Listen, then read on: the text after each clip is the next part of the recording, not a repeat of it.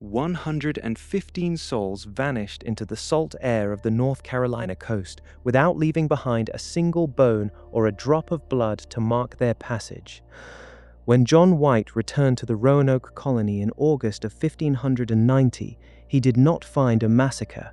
He found a ghost town where the very houses had been meticulously dismantled as if the inhabitants intended to return, yet they never did. The only testimony to their fate was a single, cryptic word carved into a wooden post in block letters: CROATOAN. This was not just a failed settlement, it was a total erasure of human presence that defies every rule of colonial survival. You are about to walk through the damp, overgrown ruins of a civilization that was swallowed by the woods, exploring the forensic impossibility of a mass evacuation without a struggle and the chilling artifacts that suggest these people did not leave by choice. To understand the gravity of this disappearance, we must look at the documented timeline of 1587. Sir Walter Raleigh had commissioned a second attempt to plant a permanent English flag in the New World, sending a group of men, women, and children who were not soldiers, but families.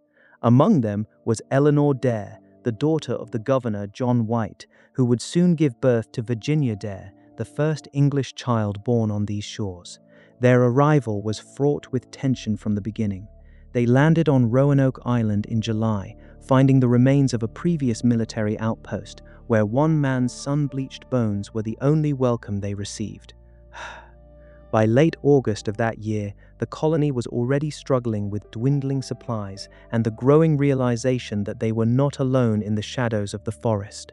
John White was pressured by the settlers to return to England to gather reinforcements and food. He left behind his daughter, his granddaughter, and 113 others, promising to return within months. But history had other plans. The outbreak of the Anglo-Spanish War and the launch of the Spanish Armada meant that every English vessel was seized for the defense of the realm. White was stranded.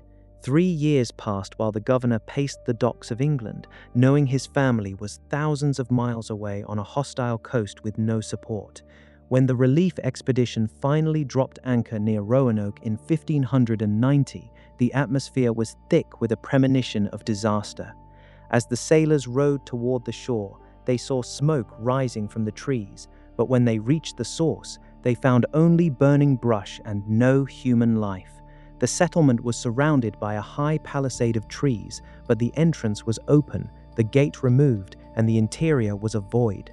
White noted in his official journal that the houses had been taken down and the area was overgrown with grass and weeds. There was no cross carved into the trees, the prearranged signal of distress, only that single word, CROATOAN. Where do 115 people go without leaving a single footprint in the mud? This is where the logic of the situation collapses under its own weight. Think about the logistics of moving over 100 people, including infants and the elderly, through a wilderness. If they had moved to CROATOAN Island, as the carving suggested, they would have needed boats, yet the colony's small shallops were gone, and no large-scale wreckage was ever found. Even more disturbing is what White found buried in the dirt. He had hidden 3 trunks filled with his personal belongings, books, and maps before leaving for England. He discovered them dug up, the covers of his books rotted away by the damp, and his maps torn to shreds by what he described as the hands of savages. Why would a group fleeing for survival take the time to dismantle their houses, but leave their most valuable iron tools and heavy chests behind to be looted? There is a terrifying lack of physical evidence that usually accompanies a colonial collapse.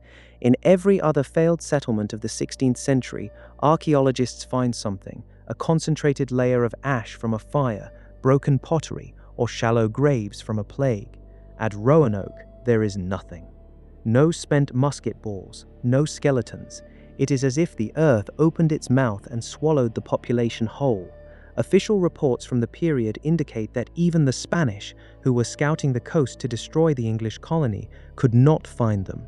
They sailed past the island and saw nothing but an empty beach. The silence of the forest was not just a lack of sound, it was an active erasure. Now consider the map. In 2012, Researchers at the British Museum looked at a map drawn by John White titled Virginia Pass. They noticed two small patches of paper where corrections had been made. When they used X-ray spectroscopy to look beneath the patches, they found a hidden symbol, a four-pointed star representing a fort located 50 miles inland at the head of the Albemarle Sound. If the settlers moved there, why was no message left to guide the relief ships to that specific location? Why hide the fort on the official records? The more we uncover, the more it seems that the truth was intentionally obscured, perhaps even from White himself. The theories that have attempted to fill this vacuum for 4 centuries are as haunting as the mystery itself. The most common explanation is that the settlers integrated with the local CROATOAN tribe, now known as the Lumbee. This is supported by reports from later explorers in the 17th century who claim to have met indigenous people with grey eyes who spoke fluent Elizabethan English. But this theory fails to account for the total lack of oral tradition regarding a massive influx of white settlers in the specific tribal records of that era. Then there are the Dare stones. In the 1930s, a series of 48 engraved stones were discovered across the southeast, purportedly carved by Eleanor Dare as she fled deeper into the interior. The first stone, found in 1937, tells a gruesome tale of the death of her husband and daughter at the hands of hostile forces. While most were proven to be elaborate hoaxes, the first stone remains a point of fierce debate among geologists and linguists who cannot definitively rule out its authenticity. If it is real, it paints a picture of a wandering, dying colony being hunted through the woods of North Carolina and Georgia. But does integration or massacre explain the dismantling of the houses? If the Spanish had found them, there would have been a record in the archives of Madrid. The Spanish were meticulous bookkeepers of their conquests. If they had captured or killed 115 English heretics, they would have boasted of it to the king. Yet their records show they were just as confused as the English. A storm? A hurricane could have swept the island, but it would not have left the palisade standing or the trunks buried neatly in the earth. We are left with the cold reality of Site X, the hidden fort on the map. Recent excavations there have turned up shards of English pottery and a metal nut from a crossbow, but not enough to suggest a population of over 100 people lived there for any significant time. It is a fragmented trail that leads into a wall of fog. Every piece of evidence we find only serves to contradict the last, creating a narrative that refuses to be solved by modern science. When you look at the Roanoke mystery, you aren't just looking at a historical footnote. You are looking at the fragility of our own existence. It is the realization that a community of over 100 people, with their dreams, their internal politics, and their children, can be completely erased from the collective memory of the world. It makes you wonder how much of our history is built on top of ghosts whose names we will never know. The image of John White standing on that deserted shore, calling out for a daughter who would never answer, is a reminder that the wilderness does not just take lives, it takes identities. We live in a world where we believe everything is tracked, mapped, and archived, yet Roanoke stands as a monument to the fact that we can still lose ourselves in the shadows.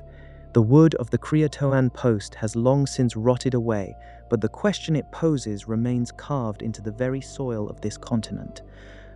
We have meticulously investigated the documents, the maps, and the soil, and we are no closer to the truth than White was 400 years ago. The settlers of Roanoke did not leave a story. They left a void that we are still trying to fill with our own fears and theories. They remain the ultimate evidence that some paths lead to nowhere. Step away from the familiar and prepare your mind for what follows. The next investigation will challenge the very definition of human limits and reveal a darkness that was never meant to be uncovered. The shadows are growing longer, and what we found next will change everything you think you know about the ground beneath your feet.